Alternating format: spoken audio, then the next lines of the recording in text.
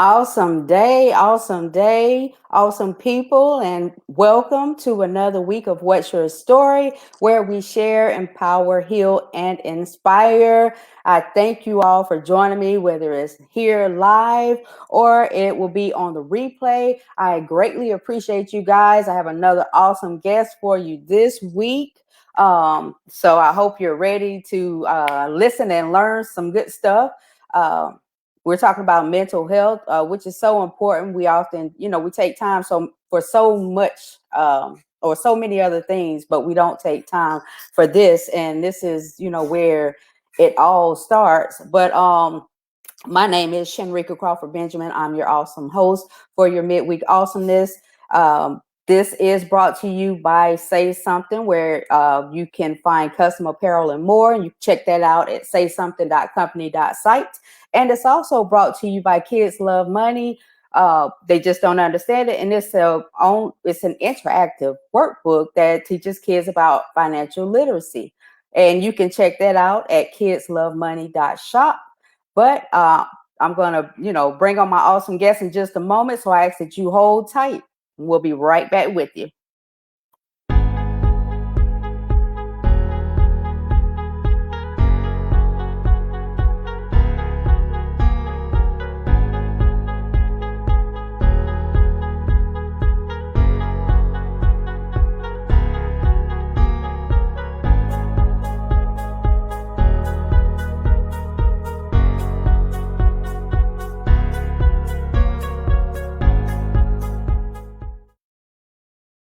And welcome back to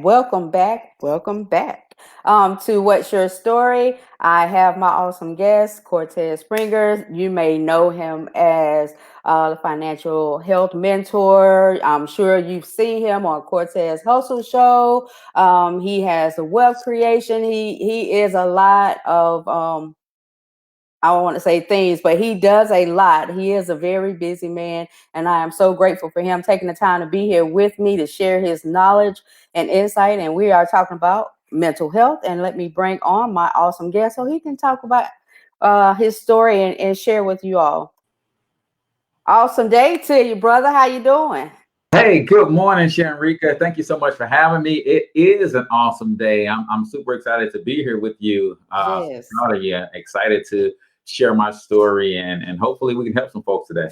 Yeah, absolutely. And I'm grateful for you being here. I mean, we're talking about, a topic that a lot of people don't, care to talk about. I know you do a lot of stuff in the financial, arena, but, Mhm. kind of taking a little, off the beaten path a little bit and talk about, something that's actually more important, than getting to the money, Right. is your mindset. But I'm not going to, I'm gonna let you have the floor and share your story with everybody, and hopefully, like you said, they can learn something. So, what's your story, Mr. Cortez Springer? Absolutely. Well, again, thank you for having me. Really, I'm fourth born child of six children raised by a single mom on welfare in a small town right outside of St. Louis City called Wellston. Hmm. Very poverty-stricken area. Most people seem to struggle, and an area that was on the decline, and just trying to figure out how to make our way. My mom literally had um, a $300 welfare check, Hmm. $300 food stamps, and I lost my dad when I was 11. So she had a $300 um, Social Security check that she had to try to figure out how to raise six kids on, and Wow. Yeah. it was a struggle for us financially, and it was that circumstance that really helped me to go down the path of entrepreneurship because I figured at a young age I got to figure out how to make my own money, right? I had to figure out how to Right. feed myself. We literally had, we have Asian style restaurants where they cook the fried rice. And I Hmm. remember a box of plain fried rice, a small box with no meat, no bells and whistles, cost 90 cents. And I Hmm. remember having to split that. There's three boys and three girls in our family. And I remember my mom would get two boxes of rice, and the three boys had to split one, and the three girls had to split one. And oftentimes that meant mom didn't eat. Wow. Yeah. So starting to figure out how can I make my own money was something that I was very interested in early on, and being in that environment, all of us were broke as kids. So all of my friends were trying to figure out the same thing. So we pumped gas, we raked leaves, we cleaned garages, whatever we could do to make Mhm. her own money, because mom didn't have money for me to go to, play the arcades, or she didn't have money for me to go hang out at the mall. We had to Right. work on our own money. But that led me down the path of eventually being recruited into the street life, right? Mhm. As we grew into teenagers, and the older guys in our community saw our hustle, Right. they basically perverted it. Like, hey man, y'all hustling anyway. Why don't y'all hustle these drugs and make you some real money? Mhm. And that, is kind of where I ended up. But I realize now, looking back, Shamrika, some of the decisions that I made, mostly all the decisions I made, actually came out of pain from childhood trauma that I experienced as a kid. Mhm. And I had never told anybody, but I was sexually molested and abused by an uncle. Mhm. And then on top of that, I experienced an extreme level of neglect and didn't realize that that was causing me to have a probably 10-year implosion, right? Mhm. Very quiet, very introverted. I don't talk a lot. I'm not that guy who needs all the attention as I come to know my real self, Right. right? But in my teenage years, I was trying to be that guy, Mm. right? Because of the internal pain that I was trying to mask from my childhood trauma. And the way it happened was my mom was born in Nettleton, Mississippi, and she fled to New York because we got family in New York as well. And Mhm. when she had her first few kids, she ended up in New York in an abusive relationship. Man didn't love her, beat on her all the time, Mm. and her escape plan was to let's get the kids away. So she started sending us away. Right. And then ultimately she was going to be able to put herself in position to leave as well. And Mhm. me and my older sister were the two that she sent away first, right? And she sent me to my grandma, and she sent, and I didn't know at the time the plan was to actually send me to live with my dad. Mm. And my dad was still in Mississippi, and my family is in St. Louis. So she sent me to my grandma in St. Louis, and that was just supposed to be a pit stop for me. And my dad was supposed to later come pick me up from there. He never made it. I ended up staying with my grandma, and that's where I experienced the molestation and the abuse. And ultimately, what turns out, as I'm looking back now, what I feel the most pain from is the neglect. Now, Mhm. as a kid, I'm not knowing that my mom is trying to get away from an abusive relationship, and that's why she sent me away. Right. I'm just thinking she sent me away. I'm in this jacked up situation, She and don't care, yeah, she because don't as a care, right? child, and growing up, I'm sure that because it kind of sounds like how I grew up. You do as you were told. You don't be Yep, asking no questions. yep. Not the communication that people are moving towards now. Mhm. So, but okay, not to cut you off. Yeah, yeah, and that's kind of what I experienced. And then the other thing too is we lived in a big, beautiful three-story home with my grandma, my grandmother, and my mother's brothers and sisters all lived there. Not all of them, but most of them lived there, Mhm. and they were with their children. So imagine me with all of my cousins, and at the end of the night, they will all go to their living quarters with their With family, their family, and I had right? nobody, right? On the weekends, their parents would take them out to the movies and to get ice cream. And at that time, they didn't have enough money to Have have another kid tagging Mhm. along. And that was the part of the neglect. And Right. two, if you know anything about predators, they look for those weaknesses, right? And the uncle that molested me, it was the weakness and the way I felt of being neglect. He was Mhm. the only one that showed me any attention and any Right. love, right? Mhm. So ultimately, he was able to leverage that in a perverted way, right? Right. And still to this day, it's like, man, if I don't know if I know my ABCs, number one, two, threes, if it wasn't for him, because he Mhm. forced me to learn that stuff while I was young. There was a lot of things that he was pushing me to. He pushed me into sports and that kind of stuff, but he was building that relationship for a perverted purpose, Right. right? And that's what ultimately happened. And it was nightmarish as I look back on it. And as I grew up into my teen years, you can imagine having gone through that not just the sexual abuse, but also the physical abuse and the neglect. It had me feeling a way about myself Mm-hmm. and very confused as a teenager. And really, I like to say it like this: I spent the first 25, 26 years of my life trying really hard to convince the world that I really was who I was pretending to be.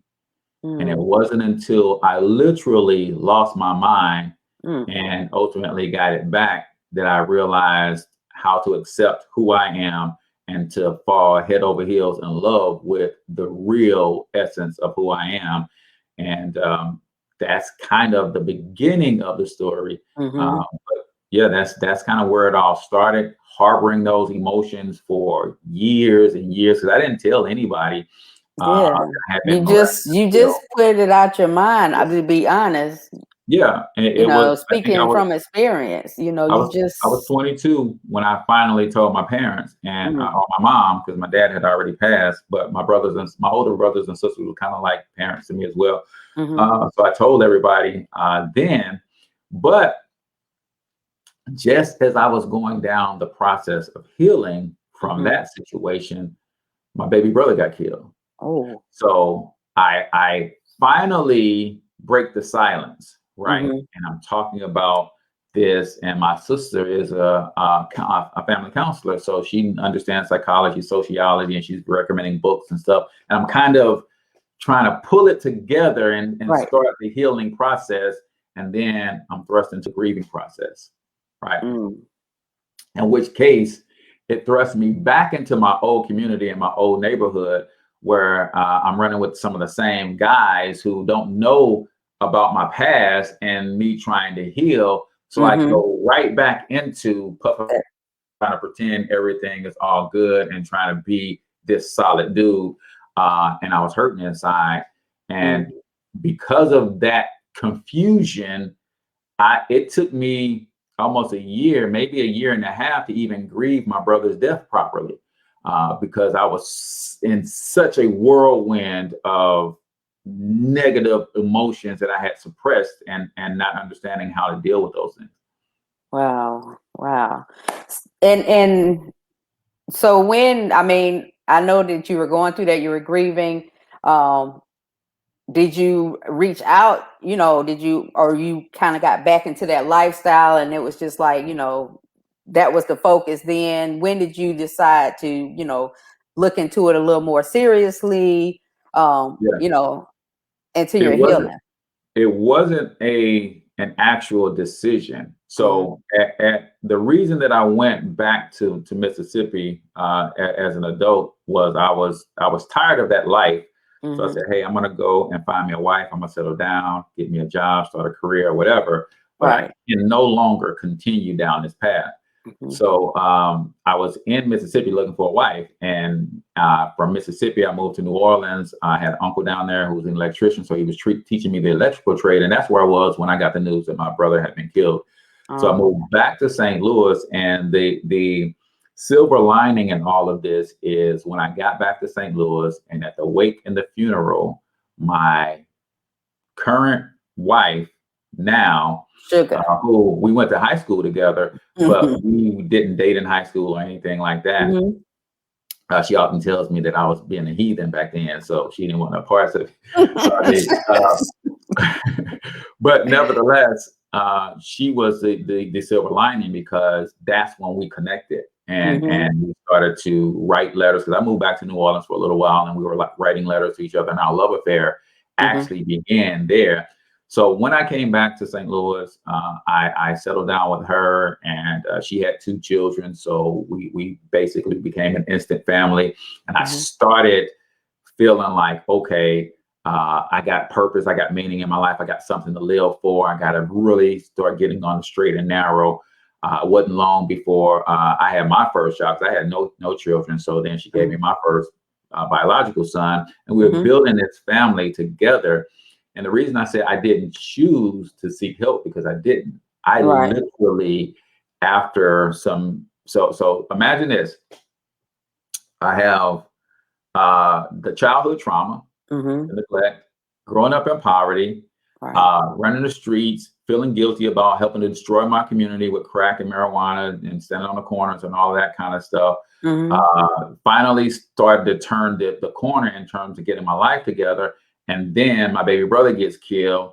Then I'm dealing with all those stresses. I get into a relationship with the love of my life, but she has children. And with that relationship comes family and other responsibilities and Right. other stressors that I don't know anything about. And then Mm-hmm. we start having children together, and I'm trying to figure this whole thing out. So all of that stuff came to a head, and I literally imploded. I, everybody has strange thoughts. Everybody has outlandish thoughts and things Right. that, like, where did that thought come from? Right. But we also have this filter that we can kill those thoughts.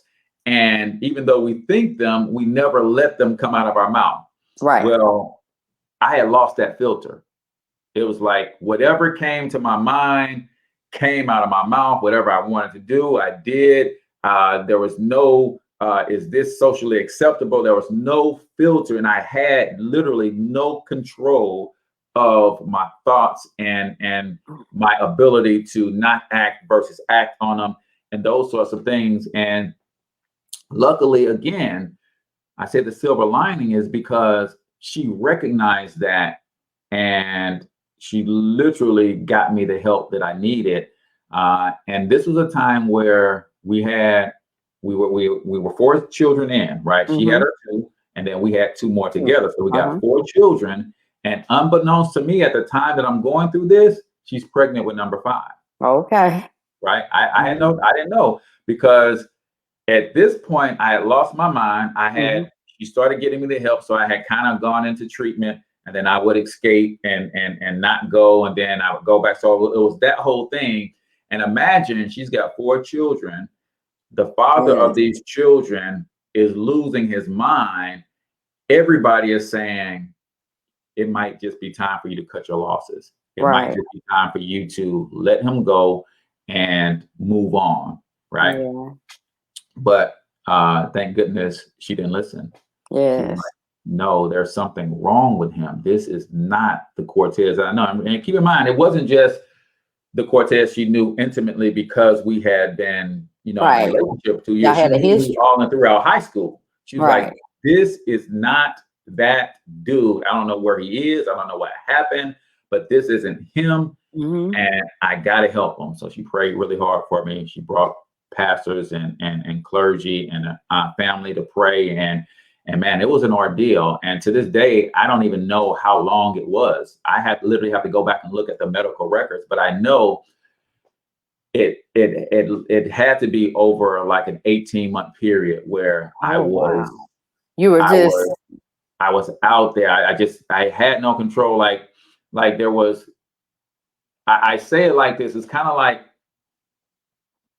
you got a big balloon and somebody puts a small hole in it, and it's just mhm. kind of starting to Yeah, decompress slowly. Yeah. slowly. So over 18 months, it was kind of like slowly, slowly, slowly. I was more myself in the beginning, and I would have bouts of these weird random thoughts and that kind of stuff, and these weird random actions. And then the weird random actions start becoming more and more consistent and more aggressive. And then ultimately it got to a place where she said, you need to go to the hospital. So I agreed at one point.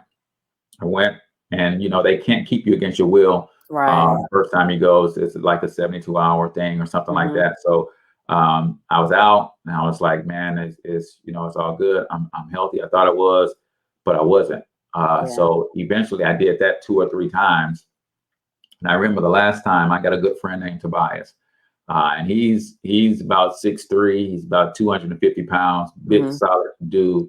And I was in the neighborhood wilding out, and I remember him the last time I went into the hospital and actually stayed and actually received the treatment, because before I was going in, they was giving me medicine. I wasn't taking it. I was palming it and all that kind of stuff. Right.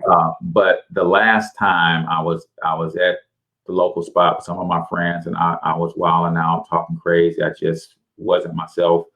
And I remember him literally grabbing me and holding me down. at the time, I mean, now I'm about 200 pounds. At the time, I was about 165, 170 pounds. I wasn't doing nothing with 250, right? No. And Right. he said, bro, you need help. You need help. And he held me down. And my wife came and got me, and they actually took me to the hospital and checked me in. And it still wasn't an easy transition. I was fighting with the orderlies. I was, I was Right. not trying to receive the treatment. But over time, I Mm-hmm. realized that, A, I got a chance to grieve my brother while I was in there. And I didn't Right. even realize. I mean, R. Kelly's song "I Wish" Mm-hmm. came on when I was in there, Mm-hmm. and I just started bawling. It was the strangest thing to me. That was the first time that I had really, really, really let go and realized that, man, it wasn't there. Yeah. And I had a nurse in there, and I can't remember her name, but she would talk to me all the time. And she, being in that field for some 10, 20 years, however long she'd been there, she had seen people who were really mentally unstable and off balance. Right. She said, bro, there's nothing wrong with you. You're going through something, but you're not. I've seen crazy. I've seen mentally ill. I've seen real bipolar. Mm-hmm. Whatever you're going through, you got to get through it. And she said, you got those 4 babies out there. And she kind of loved on me from the inside. And, Yeah. it was a few weeks. I don't know if it was 4 weeks, 6 weeks, however long I had to stay, but I kind of got it together. And to this day, man, I thank God that my wife really loved me through Yes. the challenges of that. And it's funny because when I decided to settle down, I was looking at a few different women, and I was like, man, if she would have me, then I think she would make a good wife. If she would have me, I think she would make a good wife. And I thank God I chose who I chose, because I don't know if the other women that I was What? considering would have been able to love me through that. I don't know if they'd have tucked tail and ran. I don't know if Yeah. I'd be here today, right? Because one of the things about that industry, that industry, that institution of mental health, Mm-hmm. is they try to make everything so permanent. And it was like, okay, you're bipolar. No, I had a bout with bipolar. I Mm-hmm. am not bipolar. I Right. had a bout because of a culmination of some traumas Mm-hmm. that caused me to have some bipolar episodes. Right. Right. So of course they want you to be on medicine forever and all that kind of stuff. Yeah. And I was able to come out. I didn't do the medicine thing, but I really started to focus on loving me for who I am and Mm-hmm. believing in myself, and uh, you know, treating each day as a gift that it is. And that now, Shanrika, has been over 20 years. Wow. 2000 May, April of 2001, I believe, is when I got out of the hospital for the last time, and I Okay. haven't had to go back since. Oh. And I started building my life and picking up the pieces. September of that year, uh, baby boy was born, healthy and whole. Mm-hmm. And matter of fact, he was born on September 12th, 2001. So you know what was going on the day before he was born. Right. 9/11 was 9/11. happening. That's right. Yeah. Right. So we was in the hospital watching all of that stuff. Mm-hmm. And, I wasn't completely, back on track. Everybody was still kind of watching me to see because now what happens is when you kind of go through something like that, it's like, is he faking us out? Right? Is he just Right. kind of be good, or is he really recovered? Right. Mm-hmm. So at that point, everybody's kind of still watching to see, what my next move was going to be, my next, how I was going to respond. Was this a permanent change? Right. My back to myself and that kind of stuff. And what they didn't realize is I wasn't I wasn't back to myself, right? I was Mm-hmm. to myself for the first time ever. Mm. And they Yeah. had to know the new Cortez. Mm. Yeah. Well, I thank God that for sugar. Yeah, yeah, man. Yeah, I thank man. God for He's sugar. amazing. Because you chose right. Because, like you said, you don't know if anybody else will be there. Especially, marriages are, you have a disagreement about, popcorn. Yeah. It's over. Okay, Yep. but I think now, that's what's happening with a lot of, the youth. Mhm. I feel like everybody, I don't care how great your your childhood was, or whatever. I think everyone has traumas because those are things that can Yeah. be passed down, from generations. And I think that it would do well for us to speak to somebody, Yeah. to talk to somebody, because holding that in, and I know, and I got to the point and I feel like I was really losing it, Mhm. also, Mhm. just holding, always holding things, Yeah. in, and not talking to people, not getting the help you need. So, and I think that's what's happening with a lot of, our youth out here now, that's, doing all this crazy stuff because they don't have the support, maybe they feel like, they're neglected. Maybe they don't have that communication at home, because a lot of, Mhm. what we go through or what we went through could have been handled with communication, Yeah. So Our babies are sick. yeah, They are, and nobody's talking about it. What no, what what we're doing is we're saying they're resilient. yeah, That's the word I hear all the time. Our kids are resilient. They're going to bounce back, but they're sick. You can't see your friends dying in the street and not have PTSD. You yeah, can't have your friend come and confide in you that their uncle, brother, sister, father, neighbor touched them inappropriately and right, not be traumatized by that. You can't see your father get incarcerated and be out of your life for 20 years and not be traumatized. We love to say how resilient kids are, but they're sick. And yeah, that's one of the reasons that financial education is important to me, because one of the reasons my mom stayed in that abusive relationship is because really, she wasn't financially secure enough to be able to walk away, right, right? One of the reasons that our young men fall into the street life is because real fathers are away at work. So mm-hmm, while I'm away at work, the knuckleheads are recruiting my sons into some craziness, right? right, So we can help our families become financially stable enough to where we can be more present in our families, be more present in our communities, then we can turn some of this stuff around. We can actually, like, my job is to provide and protect as a man. That's my God-given duty, is to be a provider and a protector. right, But if I have to go to work 12, 16-hour days, I'm providing because my paycheck puts food on the table and a roof over our head. But am mm-hmm, I protecting those kids if I have to be away from them like that? Am I right, protecting their emotions when they come home from school and a teacher of another race says something that is upsetting, borderline racist? Is mm-hmm, if they get bullied by a friend, if they're being exposed to sexual content in elementary school, am I protecting them to be able to be present and sit down and have those tough conversations with them? That's why I'm serious about financial literacy, because it can be the foundation of so much healing in our yes, community.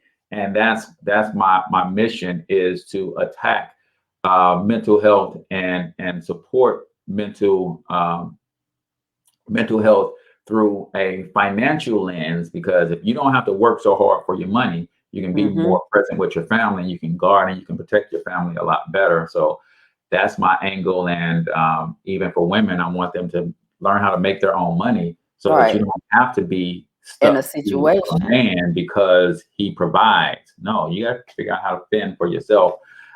So that's kind of how I got into the business that I'm in.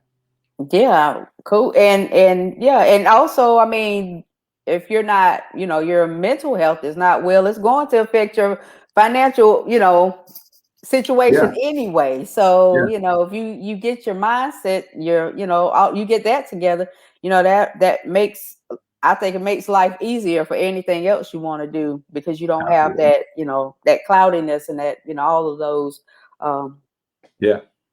And add we're to your all sick, and not to the extent of mental illness sick, but sick in how we've been socialized and socially conditioned mm-hmm. to the decisions that we make with and around our money. The whole thing is playing on this, our mental condition, and it's constantly conditioning us mentally to be taken advantage of, and it's hard to get out of that cycle.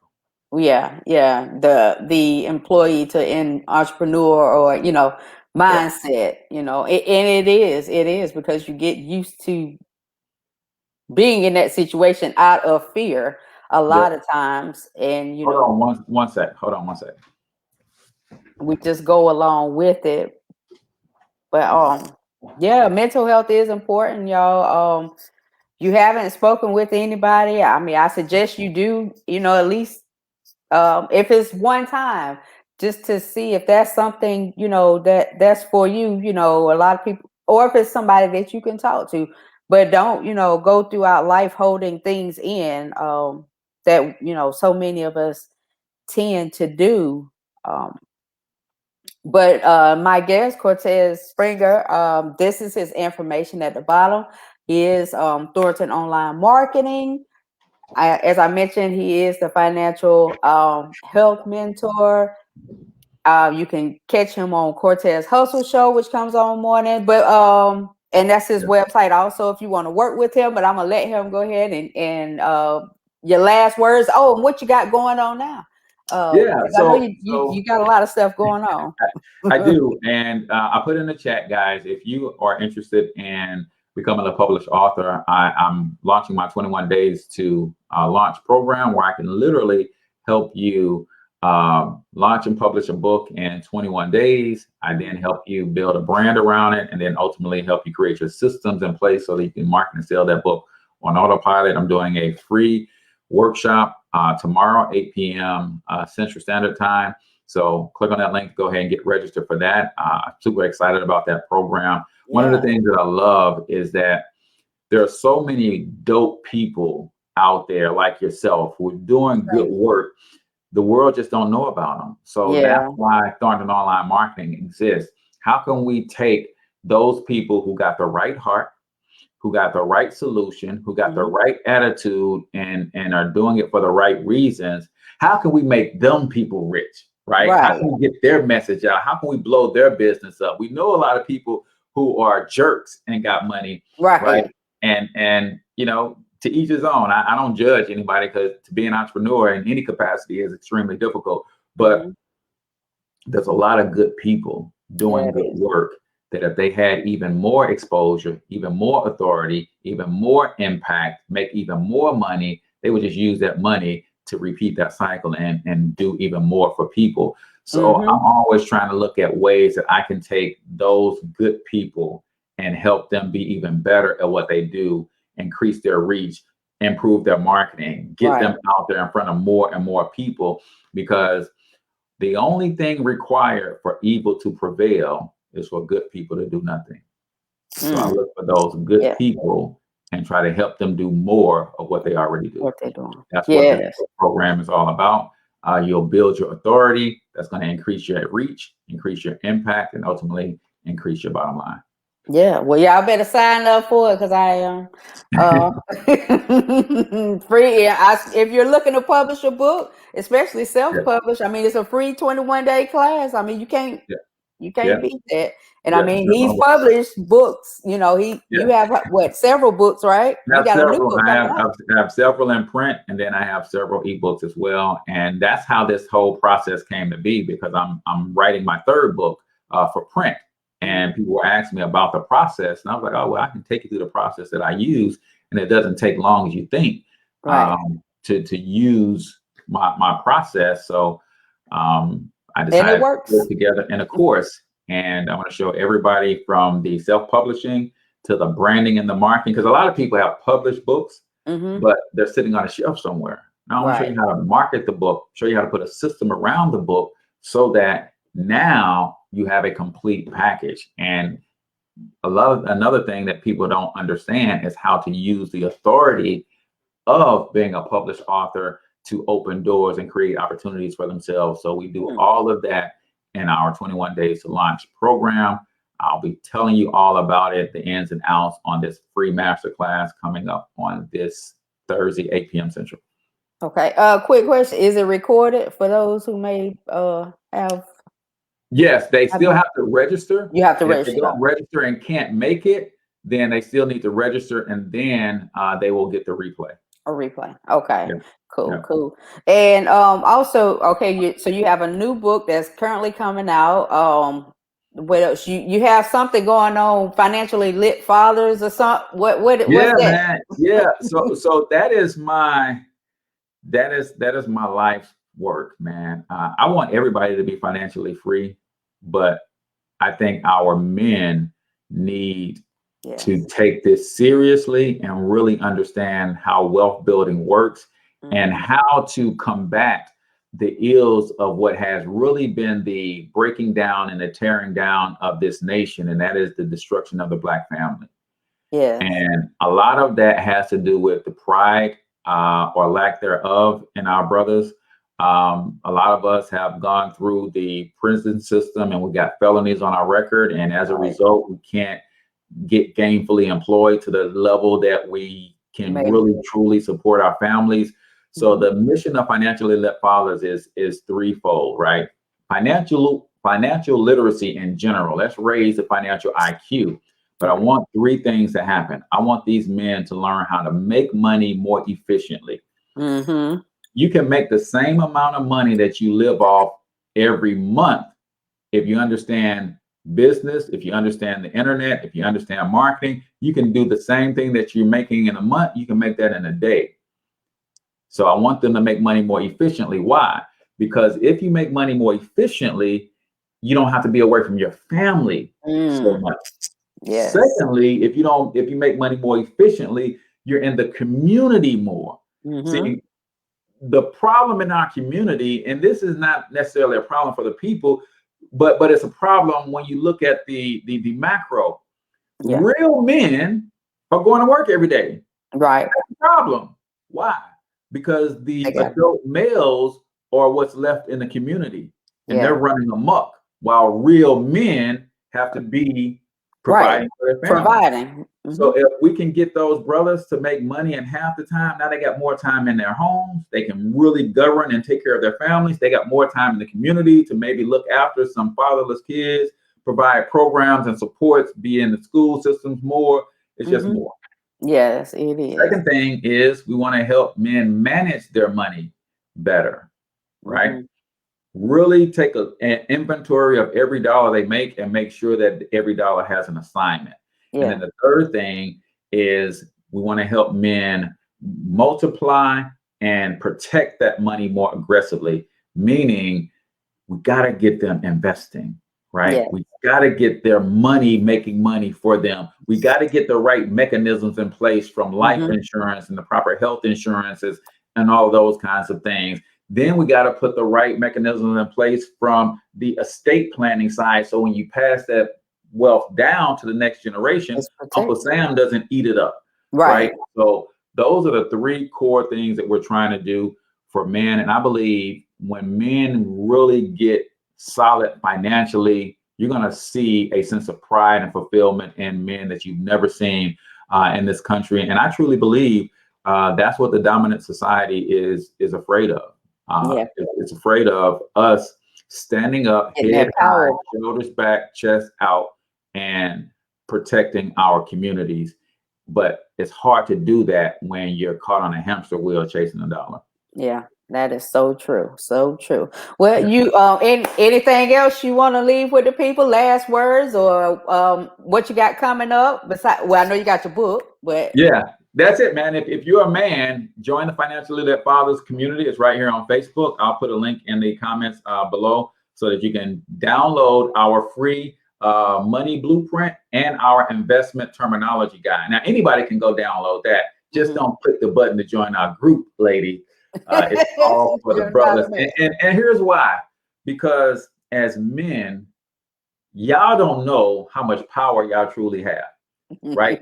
If Right. y'all are in our environment, it changes our entire physiology. That Yes. means men gonna be stunting, broke men are gonna be pretending they got up. No, we need to be in a safe space Safe where space.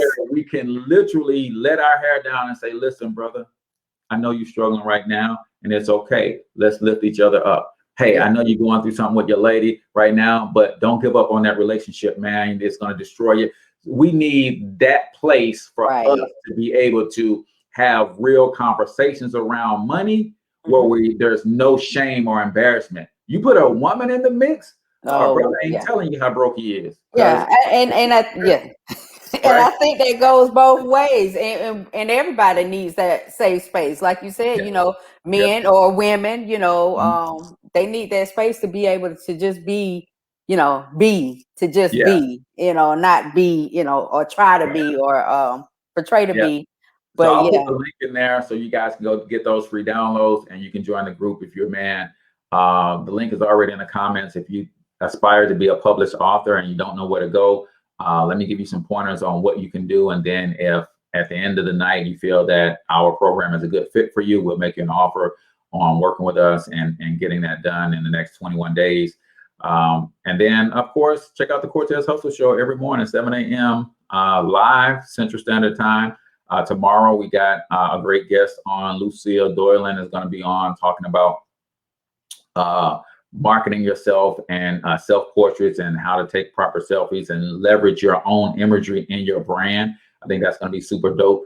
And yeah, then Friday we wrap up our series on Black Biz survival tips, how to scale your business so that it becomes more of a business system than a local mom and pop shop. There's nothing wrong with starting that way, but right. too many of our businesses also Stay end there. that way. Yeah, And we want to show business owners how to leverage this technology and really build and scale businesses so that they can start hiring people, so that they can go from the retailer and then also be the wholesaler. They can go from the wholesaler and be the buyer. They can go from the buyer and right. ultimately be the person who brings the raw materials together and all of that kind of stuff. We got to start owning from raw material to retail.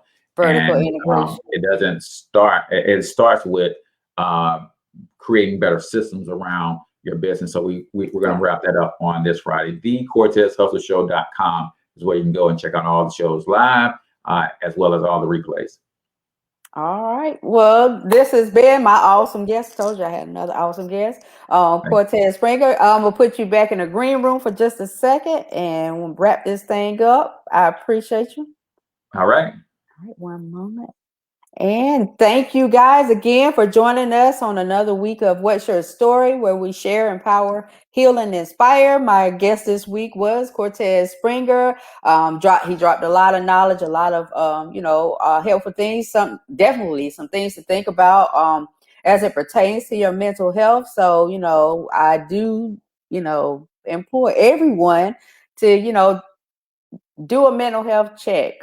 We do so many other checks, but that's the most important check that we can ever do. But again, this is your midweek awesomeness. My name again is Shenrika Crawford Benjamin. Thank you guys for joining us, whether you're live or you're catch us on the replay. Have an awesome rest of your week and take care.